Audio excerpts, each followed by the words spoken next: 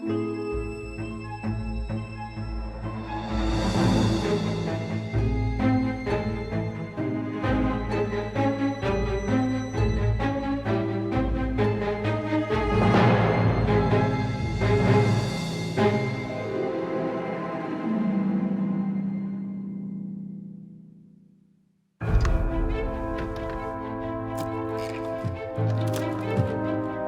Mona Lisa by Leonardo da Vinci is the most famous painting in the world. But despite its legendary status, few are aware that it was once stolen from the Louvre and was considered lost for 2 years. It was a sensational thing when it happened. Many people have forgotten that, and not many people know about it. In 1911, an unknown intruder made his way into the museum and left with one of Europe's greatest treasures. The museum opened, the crowd started coming in, and people started noticing the empty space on the wall. A frantic effort was made to recover this priceless work of art, but the police had few leads to go on. Newspapers around the world ran theories of who was behind the theft, from wealthy industrialists to enemy nations. At the time, it was all over the place. It was the biggest news story of its day. It wouldn't have been stolen if it didn't have some remarkable status, but clearly that got worldwide coverage, front page of newspapers. It really catches people's imagination of having something completely priceless in a very normal kind of domestic situation. Little did they know that it was hidden in a small apartment in the city the whole time. If people throughout the world, but particularly in Western civilization, were to say what was the most famous painting, they would say the Mona Lisa. So the theft of it is probably the most easily recognizable theft. It's a very Thomas Crown affair thing, isn't it? It's the thrill of the chase.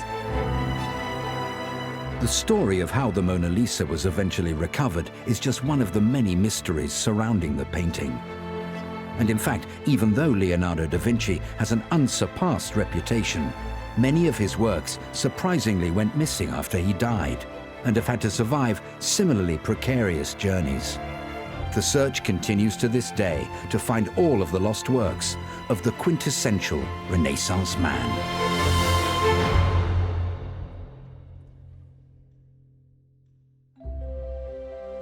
The Mona Lisa has always been a painting surrounded in mystery. Ever since the day Leonardo da Vinci first painted it in Florence in around 1503, it's generated quite the reputation. Certainly, it was a very, very important painting when he was alive, and it was very influential. It was admired, and particularly what caught people's imagination was the technique that he used in order to turn that face into something a little more mysterious than the average painting. What Leonardo is incredibly good at and very innovative in portraits is suggesting the portrait is looking at something. What he's immensely interested in is how the eyes communicate. He called them windows of the soul. When Leonardo was painting it, artists, his contemporaries, all flocked to see it because it was so new and so unique and so different than anything, and it proved to be a real inspiration to them, especially someone like Raphael, who modeled, I know, one of his paintings after this, with a similar look, and also had the same positioning as the Mona Lisa. Leonardo became so attached to the painting himself that he was unable to part with it during his lifetime. There's a lot of discussion why Leonardo never parted with the Mona Lisa during his lifetime. I don't think anyone has any clear-cut answers to that. Some people think that he simply just didn't finish it, and that he took it with him because he was a very slow, methodical worker. Plus, he got distracted by a lot of other things. He was, as usual, distracted by other commissions. Took about probably 4 years or maybe longer. And through distraction, different travels, he took it with him and never parted from it. For over a century, the Mona Lisa had been one of the greatest treasures held in the Louvre in Paris. But in 1911, it would vanish without trace. In the early 1900s, museums like the Louvre weren't so worried about things like theft as they were about fire. That's one of the reasons why the paintings were never bolted to the walls. They were always hung loosely so that they could be removed in case of an emergency. There was also a lot of vandalism that was taking place. People unhappy with their lives, unhappy with their economic situation, would protest by going into the state-run Louvre and desecrate some of the paintings. People would actually stab paintings with scissors and with knives to protest. So the Louvre decided that they needed to take some action. So they wanted to put all the major masterpieces behind glass. And a lot of people were up in arms, but the Louvre saw no other way to protect these great works of art. And Vincenzo Perugia was one of the 5 men sent to the Louvre to work on the paintings, who helped cut and clean the glass. But Vincenzo Perugia had hatched a plan to steal the Mona Lisa, and on the 21st of August 1911, he put his plan into action.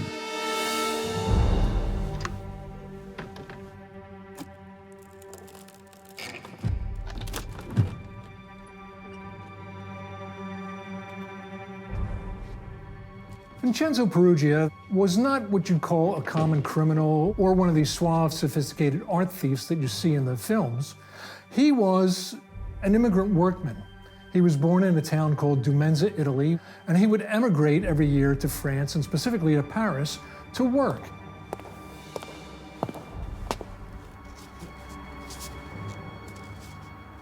Perugia was a painter-decorator. He was the oldest son. He had 3 brothers and a sister and his parents, and work was hard to come by in Italy, and he was the oldest who went out and tried to provide for his family.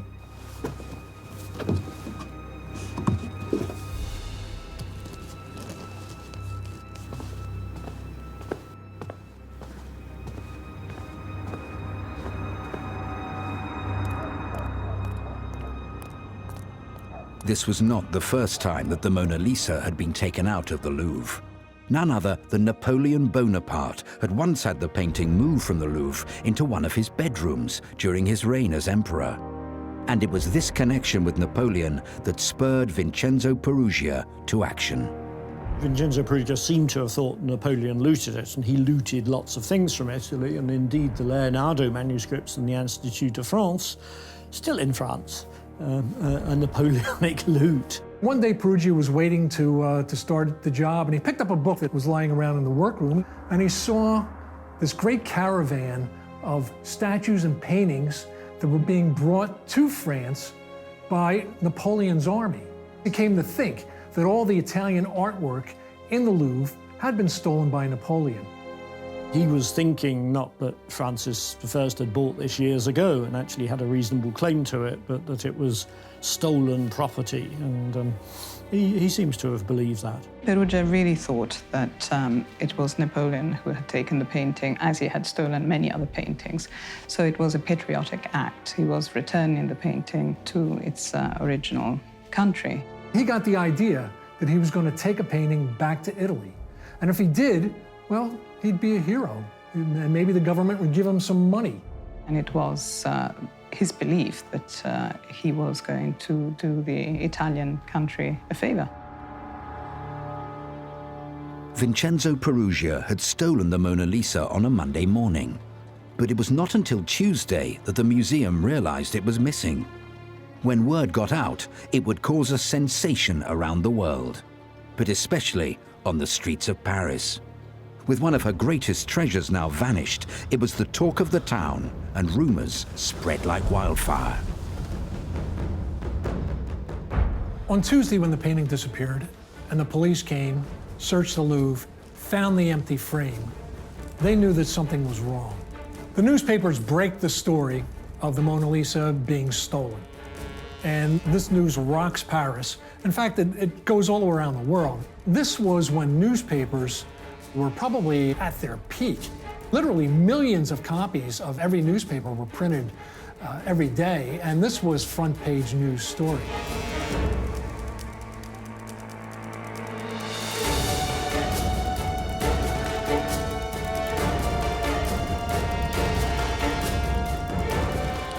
Everyone loves the story of, a heist or an art theft. It's incredibly exciting. I think everyone has that feeling when you walk into a museum. I remember being a child and kind of wanting to wonder what would happen if you pulled a painting off the wall. Everyone is fascinated by it. And I think even in 1911, they would close all the ports, there were police everywhere.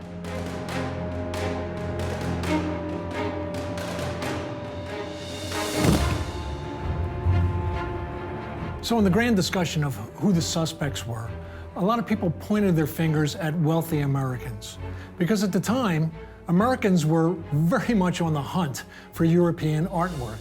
And J.P. Morgan was probably at the top of the list. He was certainly, if not the wealthiest man in the world, one of them. And he was spending a lot of that wealth on bringing to America the great treasures of Europe. There were certain camps that had their own theories about exactly what was wrong. The prefect of Paris police, a man named Louis Lepine, very famous at the time. In fact, some newspapers had called him the greatest policeman in the world. His theory was that the painting was taken by an agent of a foreign power who was going to blackmail the Louvre for cash or for other political reasons, or he thought it was just a disgruntled employee.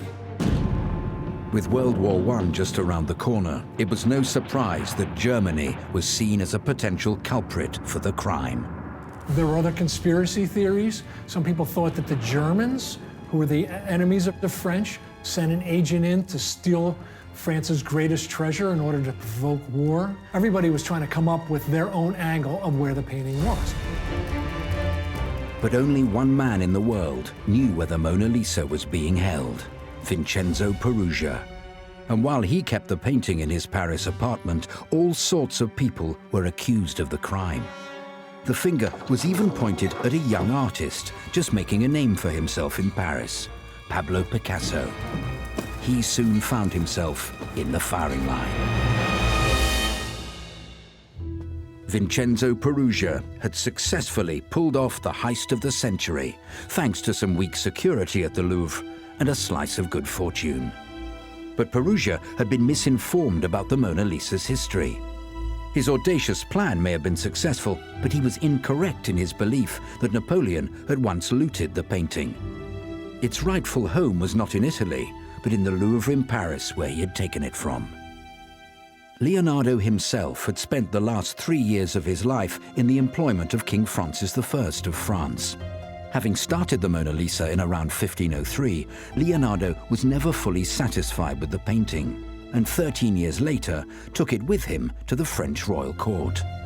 It is said that King Francis joined Leonardo on his deathbed. But what is known for certain is that the king purchased the Mona Lisa for more than a princely sum, and it was placed in the Palace of Fontainebleau. During the French Revolution, it found itself the property of the people of France and was placed in the Louvre. But that didn't stop Napoleon from claiming the painting for himself. The Mona Lisa did hang above Napoleon's bed for a while. It was after that returned to the Louvre, to what became then the Louvre of the people of France when the monarchy was restored. However, when the Mona Lisa was returned to its rightful home, it wasn't exactly the center of attention, as this painting by Samuel Morse demonstrates.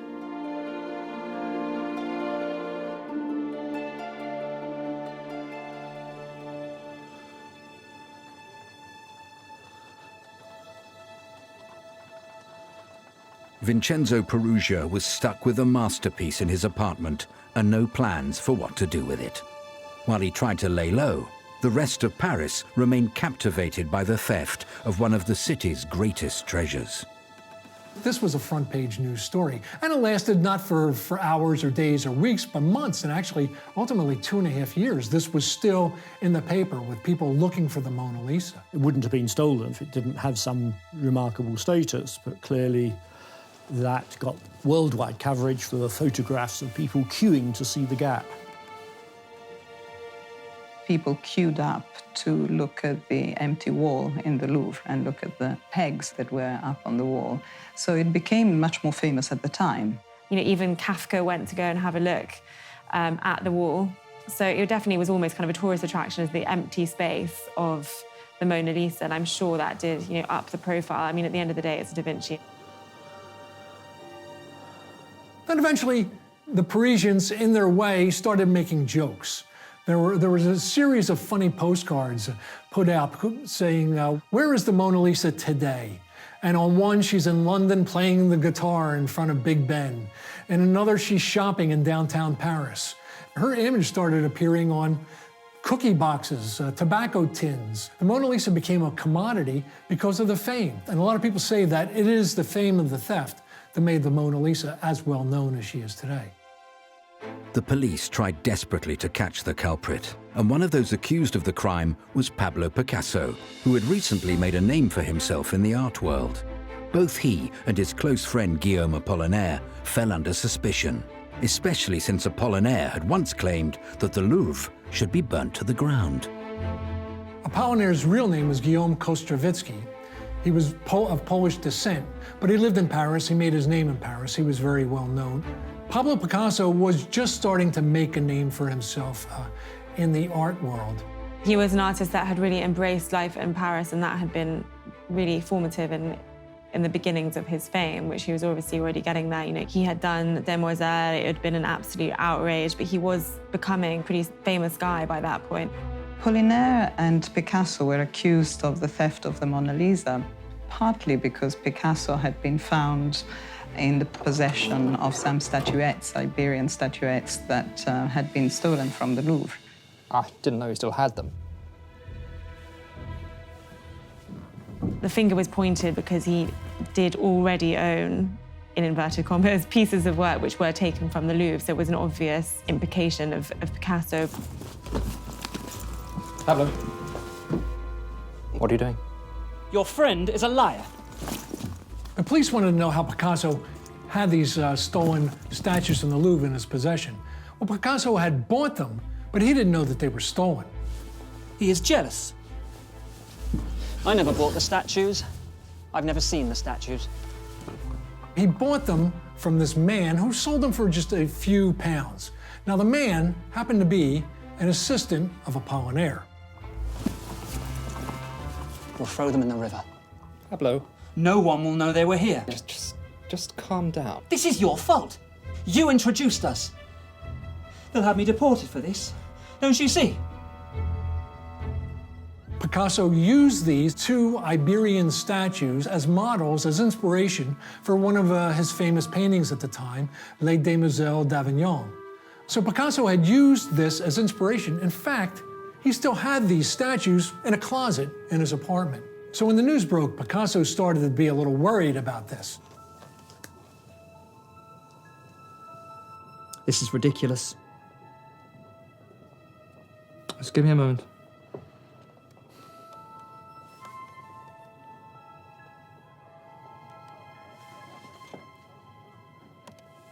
We should just get rid of them now. We'd be seen. Pablo, we just have to wait. It'll be dark soon. Come on. You're winning. I don't see why we're playing this stupid game. Picasso and Apollinaire were so spooked that Apollinaire went to the newspaper and confessed. He was arrested. Picasso was brought in for questioning. He was held, not charged, and released. Apollinaire sat in jail for 8 days. Police thought that there was an international gang of art thieves behind the theft of the Mona Lisa. He was ultimately released because there was no proof. Apollinaire had declared that in his quest for modernity, the Louvre should be burned. So I suppose the two things joined in, particularly the theft of the statuettes, but they were released very, very soon. It wasn't his home, it wasn't his culture or country, so to be seen as kind of stealing pieces of work which belonged to the nation probably wasn't ideal. Apollinaire was so damaged by the fact that his loyalty to France was called into question that he volunteered to fight in the war, and he became injured through shrapnel and eventually died. So because of the theft of the Mona Lisa and the scandalous accusation that Apollinaire had to live through, the theft of the Mona Lisa, you could say, killed Apollinaire.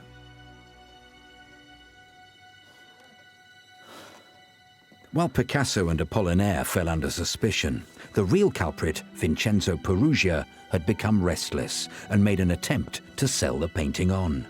He contacted Alfredo Geri, an art dealer in Florence, claiming he wanted to return the Mona Lisa to Italy. Alfredo Geri was an art dealer in Florence, Italy.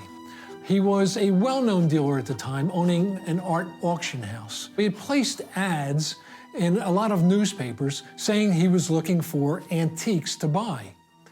One of the ads he placed was in an Italian paper that Perugia read in Paris.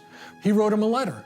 He said, "Signor Gedi, I have the Mona Lisa, and it is my fond wish to bring it to Italy, where I hope it will remain in the Uffizi Gallery forever." He chose to sign his letter with the name Leonardo. So Gedi gets this letter, and he looks at it going, all right, this is a joke, this is crazy, I'm going to throw this away. But then he has second thoughts.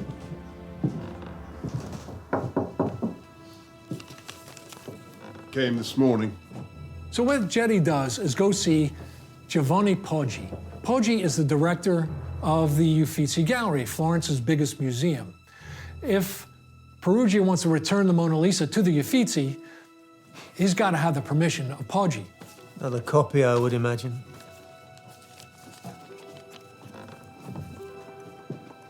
Right back. Inform him you wish to examine the painting before buying. Let's bring Leonardo back to Florence. The Mona Lisa was finally close to being recovered. Perugia would take the painting on a train from Paris to meet Alfredo Geri and Giovanni Poggi, looking for a handsome reward for the return of the Mona Lisa. Vincenzo Perugia had stolen the Mona Lisa in August 1911, leaving the Paris police baffled.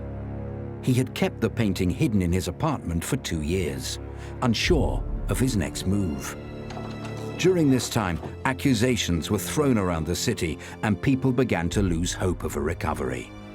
But in 1913, Perugia finally decided to act when he attempted to sell the painting in Florence. He had arranged to meet with an art dealer called Alfredo Geri. Both he and the director of the Uffizi Gallery, Giovanni Poggi, didn't know what to expect.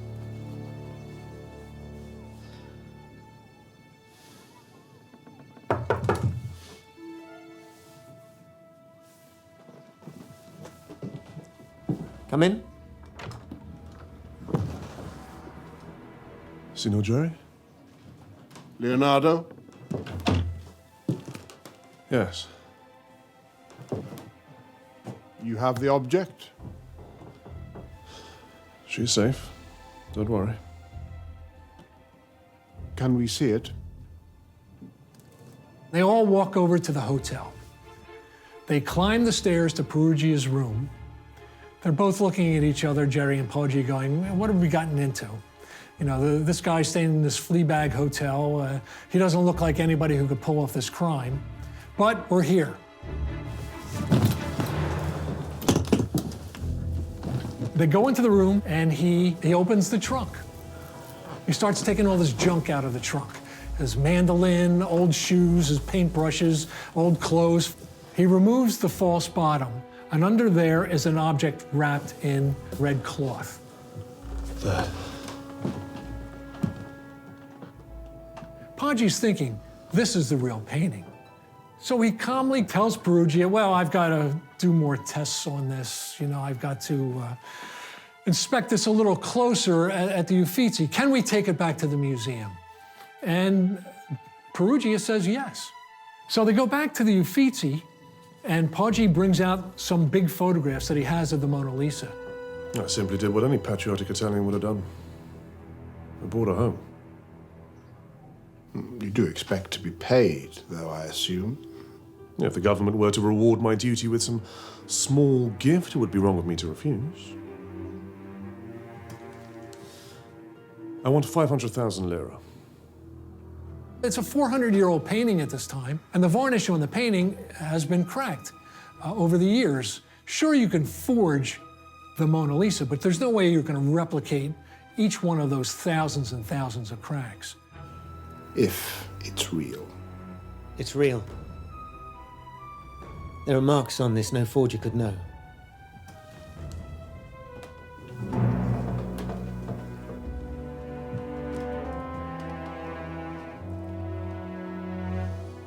It's real. So Poggi's comparing the photograph with the actual Mona Lisa. and he thinks that it's legitimate. And they tell Perugia to go back to his hotel, that they'll be in touch. Satisfied they had the real thing, Geri and Poggi contacted the police. And Vincenzo Perugia was arrested for the art theft of the century.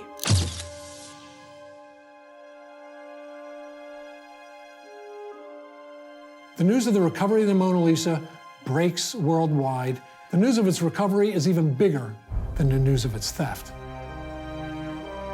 His apartment in Paris, where he hid the painting for so long, was extensively searched by the police. Amazingly, Perugia only served a few months in jail and became a hero to many in Italy for his actions. I've looked at the testimony in court and so on, and I think he's a pretty dysfunctional guy. You wouldn't say that he was somebody who pursued things in very logical sequences, and I think, yeah, that probably the initial motive. He always claimed that he thought Napoleon had looted it from Italy. I think Perugia came out with this nonsense about Napoleon at some point, not realizing that there had been a king in France called Francis I. It so happened the king had asked Leonardo for a painting and bought it from him. I think people love to get behind their own. You know, Da Vinci is obviously one of the most iconic artists that there is in Italy, and, you know, to be taken by Italian and returned, or, you know, be in the hands of an Italian seizing it to return it to its natural home, I think is probably a kind of quite a romantic idea that people like, you know, that got behind and kind of took interest in the story. Perugia was celebrated somewhat. In Florence, people sent money to Perugia. In jail, they sent gifts to him. People offered to pay his bail. So in some ways, you know, he was a hero that way. But eventually all that wore off. He was arrested in December 1913. He was put on trial in June 1914. They were perilously close to the First World War. People had other things in mind other than the trial of the man who stole the Mona Lisa. The simple truth is that idiotic trophy art heists get you nowhere if you're the criminal, and they're a pain in the backside to law enforcement authorities because they just go on and on and on. They cost money. It's worse for the criminals themselves. They haven't a clue what to do. Before the Mona Lisa was returned to the Louvre, it was sent on a tour of Italy. Since then, its only other foreign visits have been to Moscow, Tokyo, and the US, where it was presented by President Kennedy. One of Washington's most distinguished throngs is at the National Gallery of Art to welcome a distinguished visitor. President and Mrs. Kennedy, with French Cultural Minister André Malraux and his wife, pay homage to the first public appearance of Mona Lisa, the Leonardo da Vinci painting that has captured the fancy of generations for 400 years. When it went to New York, it had a kind of royal reception with J.F. Kennedy and Jacqueline Kennedy. Mr. Minister, we in the United States are grateful for this loan from the leading artistic power in the world, France. The Mona Lisa has only been out of France 3 times, Moscow and Tokyo. In 1963, when the French government loaned her to the United States, where she was displayed in New York and in Washington, D.C., and in 1913, when Vincenzo Perugia took her to Italy. It was allowed out for a short time, but it's been in the Louvre securely for a long time, and it's only allowed out once a year when it's checked out for its condition.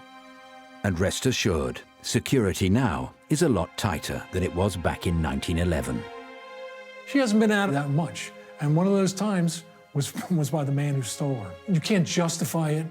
You can't say that it was ever a good thing, but the outcome of it were good things. Museums knew now, if a painting is removed from the wall, put a little tag on the wall that says that the painting is somewhere else. Security was bolstered. It really opened up a whole new world of what a painting like the Mona Lisa could do. There are lots of stories about stealing art and famous pieces of art. It seems impossible that one should do it because they're so well known.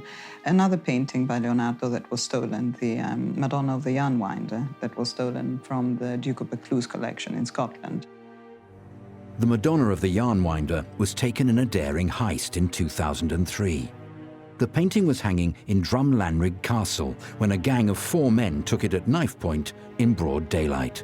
The police contacted me and said, let's talk about the picture and what do we do if we recover it? How do we tell it's Leonardo? I was able to tell the police I've got good forensic evidence which are not available to the thief, so if they attempted to replicate the painting and give you back the replica, then I can tell you, and they rather like that. As the months turned into years, it was feared to have been lost to the criminal underworld. The Duke asked me my advice about what he really ought to do to get the picture back, to protect his collection. And I explained my reasons to him, and so he thanked me for my advice. The Strathclyde police were trying a covert operation to recover the painting. The important thing is to get the picture back, and they got it back. The painting was recovered in 2007 from thieves who were trying to use it as collateral as part of other illegal operations. I got a call from the police saying, there's been developments, can you help us? And after a bit I went up to Edinburgh, and the picture was then in the conservation studios of the National Galleries of Scotland being examined. And you could walk into the room and I could say, oh yeah, that's the original, but we could reconstruct evidence of the underdrawing. So again, it helped the police to have something which wasn't just an art historian coming in and saying, yeah, that's obviously Leonardo. There was really hard evidence that this was the real thing. But why do people steal famous works of art that they could never sell on? We know that there are reasons for stealing works of art that are to do with using them as collaterals for drug purposes or for money laundering or for criminal purposes. So it's less to do with a wealthy individual keeping the painting for themselves, some sort of obsession with the work of art, and it's probably more to do with big criminal acts, except for the case of Perugia, of course.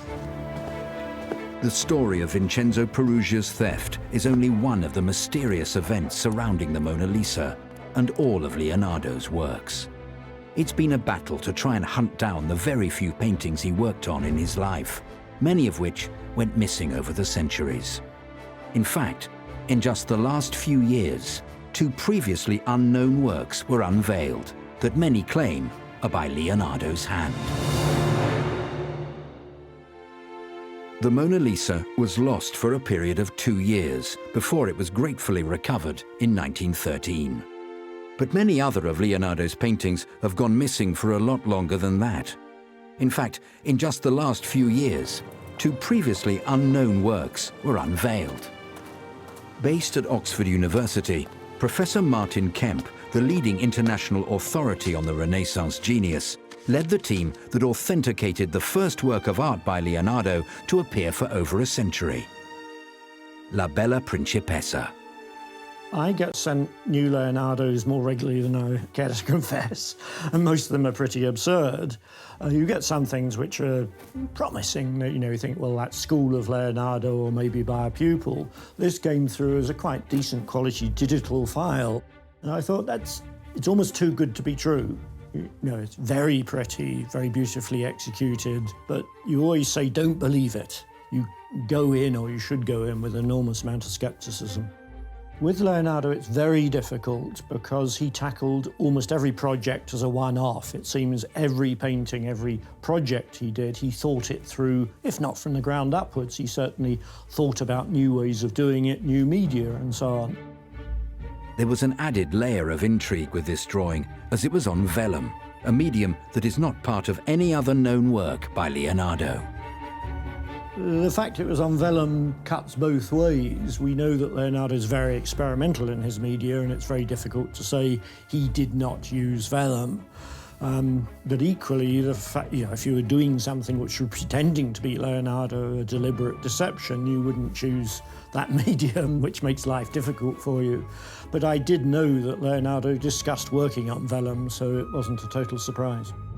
Only a handful of paintings are universally accepted to be by Leonardo da Vinci's hand. Scholars argue over the attribution of many of the paintings, and La Bella Principessa is no different. If we look at Leonardo's work, only The Last Supper has a continuous history, which is a surprise. You think the Mona Lisa has and so on, but they all have breaks in their provenance, i.e. the history of who owned them. So each one comes out in a somewhat different way. Amazingly, right after La Bella Principessa was found, yet another work has been attributed to Leonardo, the Salvator Mundi. After its attribution, it sold for over $70 million. We had drawings of the Salvator Mundi by Leonardo. We had masses of copies, and the picture had been completely overpainted. It's painted on walnut panel, which had warped over time. It tented, i.e. the grain pushed up. And somebody simply took a plane or some shaving device and they shaved off the ridges. So it's very badly damaged. Somebody completely overpainted it. Looking back now on the black and white photographs, you can see areas which say this is worth looking at. But overall, I described it as looking at a drug-crazed hippie. And it's simply an unattractive thing. Once all the overpaint was stripped off, you could see that you've got a kind of archaeological version of a Leonardo, and it absolutely shouts Leonardo. It's been restored, that's to say the missing areas have been diplomatically filled in. Just like the Salvator Mundi, other works by Leonardo that have had to find their way back into his canon include The Lady with an Ermine, the Benoit Madonna, and the Ginevra di Benci. But there may be yet another hiding behind a wall in Florence, the Battle of Anghiari. I've always been fascinated with Leonardo, mostly because of not only his great successes, but his great failures. And one of his great failures is the Battle of Anghiari, this massive mural of one of the battles in Italian or Florentine history that he had painted, but because he used a new technique, the paint wasn't adhering to the walls. He was notorious for trying out different techniques, and so the fresco painting requires a specific keying into the actual fresh plaster. Leonardo tried to dry the paint by putting these large urns with fire at the base of the great mural to dry the paint, but instead of drying it, it caused all the paint to run. That technique was an haphazard technique. I mean, he was experimental. That's really what he was doing. He was a scientist as well as an artist. We still have the preparatory studies that Leonardo da Vinci made for the Battle of Anghiari, as well as a copy made by Peter Paul Rubens in 1603.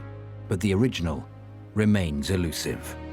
Some people think that it's still being preserved and think it's behind another painting in the Palazzo Vecchio, painting done by Vasari. The Battle of Anghiari search has been going on since the late 1970s in one form or another, and at one point a bit of plaster was removed from the wall and disclosed nothing. Maurizio Serracini's search has got entangled in Florentine politics, and Florentine politics are, in the art world, hideously complicated. Well, the Battle of Anghiari was definitely painted on the walls of the Palazzo Vecchio, so we have documentation for that. In fact, we know that Leonardo started it the year he started the Mona Lisa, in 1503. But unlikely that it will be found. There are clues in Vasari's painting that behind this, there's Leonardo's masterpiece. He says, I think in one of the flags in the painting it says, "Seek and ye shall find." So this Italian art historian, had been drilling holes in obtrusive places in the Vasari to put cameras in, and he's seen things behind there that he thinks are paint from the time of Leonardo. If it is in a space between these two walls, that there's the wall on which Leonardo painted and there's the wall on which Vasari painted, and I'm not convinced there's really much of a gap between them. Various searches to find the painting under the wall have really not led to any results yet. So I think it's unlikely, even though quite a lot of people are interested in searching for it. I hope they find the Battle of Anghiari. It would be just incredible. It would be the largest Leonardo ever found. The struggle continues to see if the Battle of Anghiari has survived. And while that painting may not have been recovered, people continue to claim that new works by Leonardo have been found. There has even been a claim that an earlier version of the Mona Lisa was unearthed. There was a huge trumpeted announcement of the discovery of the first version of the Mona Lisa. Not very pretty on canvas, and it was owned by somebody who lived in Isleworth. So it's known as the Isleworth Mona Lisa, which I don't want to be rude about Isleworth, but it's not the most probable place to find the Mona Lisa. And it was accompanied by this big book with gold-edged, very fat, with masses of so-called evidence. I see quite a lot of Leonardo attributions which come with fat folios of stuff. And it's almost as if you accumulate enough pages and you have enough scientific analysis, enough graphs, enough pigment analysis and so on that somehow proves something. I think you can demonstrate fairly clearly it belongs to one of a small family of copies. I'd be interested in finding out more about it, but not under the coercion that it has to be an early version of the Mona Lisa. In 2012, another Mona Lisa story broke when a copy of the painting was discovered at the Prado Museum in Spain. It was displayed at the Louvre and is thought to be by one of Leonardo's pupils, and therefore the earliest known copy of the original painting. Leonardo da Vinci had many admirers during his lifetime, and his masterpieces were extensively copied by his pupils, the Leonardeschi. These copies are still being unearthed, but could any more lost works by the master himself ever turn up? As far as other discoveries go of completely new material, you can't rule that out. It's not very usual that they're found. It's quite slow finding Leonardo's, even though there are lots of people who maintain all the time that they're around. It's wonderful that in recent times we've uncovered these new Leonardos. He didn't do that much work, and to find new things is remarkable. The last painting before the Salvator Mundi to be discovered was early 20th century. That's the Benoit Madonna in St. Petersburg and Hermitage in Russia. I'm working on an internet edition of the Leonardo manuscript owned by Bill Gates. Remarkably, if you look at the thousands of existing pages really hard, you still discover new things. But while more works by Leonardo da Vinci may eventually be found someday, no recovery could be quite as remarkable as the story of Vincenzo Perugia and the theft of the Mona Lisa. The painting continues to cast its spell over the world. This is a famous painting. It's a mystery, it's an icon. It's one of the few things on Earth that practically everyone on Earth knows. And for that she's celebrated and in demand.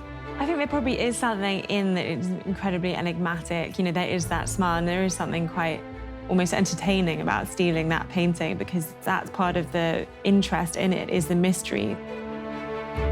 The act of stealing the painting and the fact that the painting was absent made the painting obviously much more famous. The theft remains a very dramatic story, but it's one of many stories around the Mona Lisa, many legends, many true stories, and so on.